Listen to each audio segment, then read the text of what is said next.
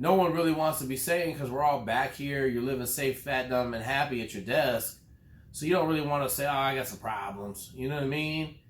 But for me, now there's a whole bunch of us and we're all working on it together. We're trying new stuff, like we're on lion's mane now. It's a mushroom extract. It's supposed to help a lot. I haven't actually started it, but two of my other buddies swear by it, right? So, there's a group of like 7 or 8 of us, some SEALs, some former football guys, and we're all kind of in this little powwow group and we pass stuff around, That's awesome. Because there's support like that. When you've got guys next to you who have walked the same life you have and they're getting help and they're sharing treatments, like, that's powerful. Yeah, so like the biggest one for me right now is stem cells, right? Like everybody's having to go out there and get their shoulders replaced and their hips replaced. Like they wanted to replace my shoulders in 2012 and I got stem cell, so like that's huge. The stem cell injections are just massive. My hip is tweaking right now. I got 2 really bad hips and I'm going to go get an MRI and my guess is probably beginning of January I'll fly down to Norfolk and see my stem cell guy and get 2 shots. And how long does that work for? The last one lasted 2012, so 2013 till last summer, so 6 years, and it's not necessarily how long does it work, it's just more so, like, do you wear out the part, right? Like my shoulders were back to normal in about 3 years, and then I probably did a little bit too much and wore them out a little bit, so... That's still incredible, because you're trying. It sounds like you're trying to stay away from narcotics and stick with natural stuff. Yeah, I don't do no drugs. I'm not doing. I'm on testosterone right now, and I got a doctor's appointment tomorrow because I'm getting off of it. Yeah. So I'm going to see the endocrinologist tomorrow to get a plan to get off of testosterone because I don't like being dependent on something that should the world go to the end tomorrow and I can't get. Like, I'm going to grow breasts and I'm going to have all these emotional problems. Like, I got to get off of this stuff. So, I'm not a big drug guy at all. More natural stuff. Yep. I guess that kind of leads into our next question a little bit.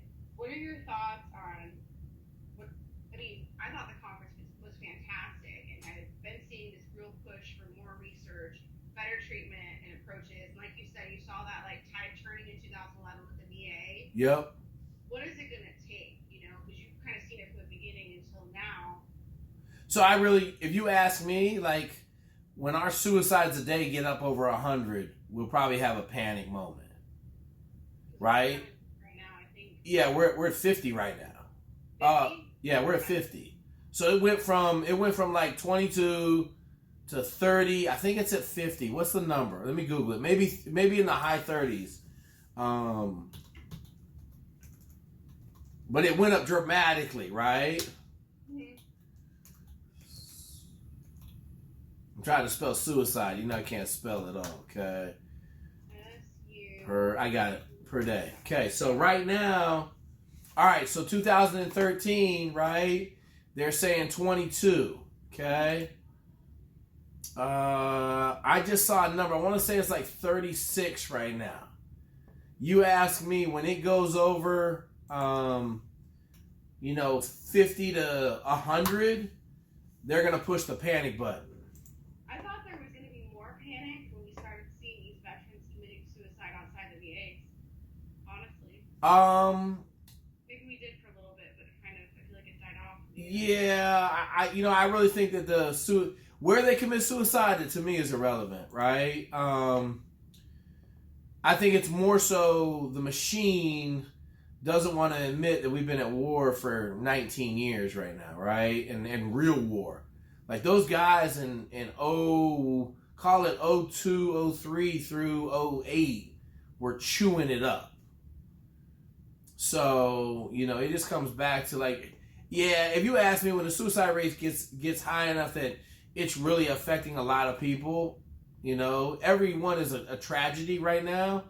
But you know what I'm saying? Like, you get 100 people losing a family member a day, all of a sudden Congress is going to be on. You know what I mean? Like, you get a lot more voices. Yeah. So... It's something that, it is transcending, civilian and military. And I don't know if you know this. So my husband Yep. The Coast Guard's not mandated to release their suicide data. Yep. But we've been having like one after another. It's been so bad that our vice commandant actually like came out with a video on suicide. That never happens. Yeah, you know why, right? Because you guys are doing real stuff all the time, and you see real stuff, right? Like I pulled a dead body out of Washington State, out of the ocean in front of my house, and my dad was like, "Go home." But I still remember what the guy looked like that we had tied up behind our boat as we brought him into the dock. You know what I'm saying? Like, traumatic. Yeah, and you guys deal with that all the time, right? Like you're basically 911 for the ocean. So, yeah. They don't release the data. Like if you try and search Coast Guard suicide, you won't find anything. It's like so hidden. That's because you're in the Department of Transportation, correct? Homeland Security. Yeah. So, all right. So how about this number? 60,000 veterans have died by suicide between 2008 and 2017. Yep, I saw that. So like 60,000, right? Like if we haven't done anything about it now, that number is going to have to go up to like 100. I mean, that's over a decade. So that's roughly 6,000 a year. Yeah. You know, it's going to have to go up. It's going to have to go up to like 500,000 over a 10-year period before like it just creates so much noise that they're going to take it seriously.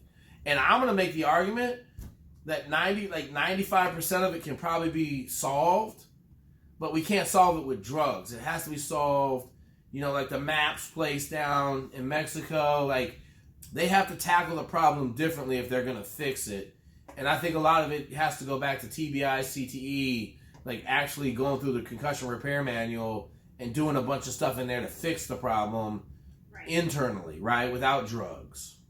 Yes, no, I agree with that. And also, I mean, I think, at least I can speak to our leadership, they're trying to do a good job of making sure that people know that if they need help, they can come forward and they're not going to necessarily lose their career. But see, that's a lie, though, right? That's a lie. They're going to lose their career. Like everybody keeps saying that, but like it's a lie. If you go in for mental health, your career is done. Now, maybe not so much on the enlisted. No, it's not. That they will transition you and work with you to get you back to the top. What I'm saying to you is you can maybe on the enlisted side, but even then you still got a scarlet letter stamped on your forehead for the rest of your career. So how do we change that? I don't know if you can, right? Like it comes back to it's kind of the nature of the beast. Like if you get broken emotionally and mentally, they're always worried that you're going to break again. And we're in like the most testosterone-filled business in the world, right? The U.S. military. So it's like it's just a really, really tough nut to crack. It's just really hard. These guys, they're not gonna. I mean, I know families. They do not come forward because they've sacrificed so much with deployments and just the things that have gone on. Yep. Close to retirement, you know, to give all that up, to have it be nothing. I shouldn't say nothing, it's still something, but to not have that pension at the end of it, like that's just, you know. Well, I mean, a lot of times, like, you know, like for us, they'll let you in, right? Like they'll let you, how can I say this? They won't make you get out. You're just not going to promote. You're just going to kind of sit. Yeah, you're just not going to promote, right? And you know, everybody's talking about how well they're doing. I mean, I just had an incident in July with a guy. First thing he said is, I can't report. Like, my career is done if I report. There's no way I can report.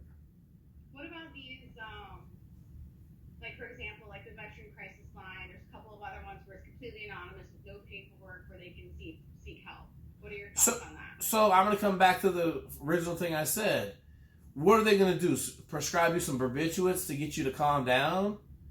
I'm thinking more like talk therapy and having some of the. Yeah, I'm with you on that. But like, if I got a CTE or a TBI, like all the talking in the world ain't going to help you if your brain's all jacked up. True.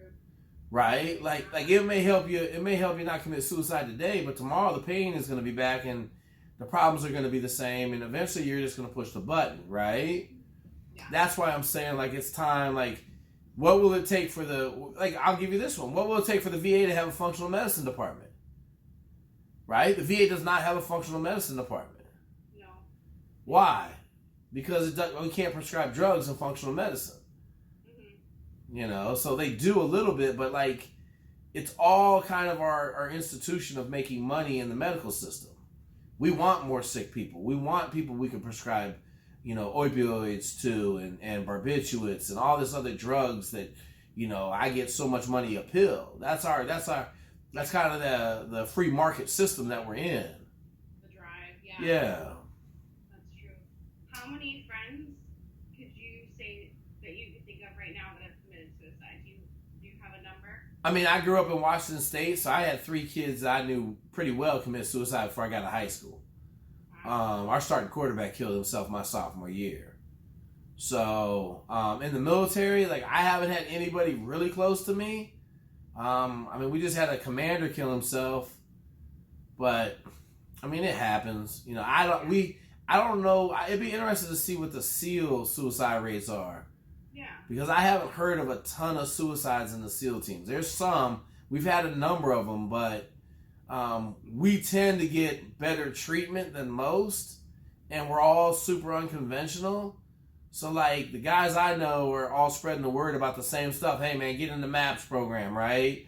Mm-hmm. Like, go down and do the psychedelics. It helped me. Hey, get on Live O2. It helped me. Go to meetings. It helped me, right? Like, we openly share information, and now it's almost impossible to get out of the Navy as a Navy SEAL or the Green Berets and not have everything documented and your VA claim done.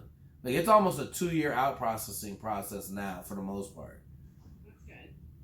So that's why it's a little different in my, because we were in a very kind of insular environment, and now, because the numbers are so low, they can do whatever they want for us, right?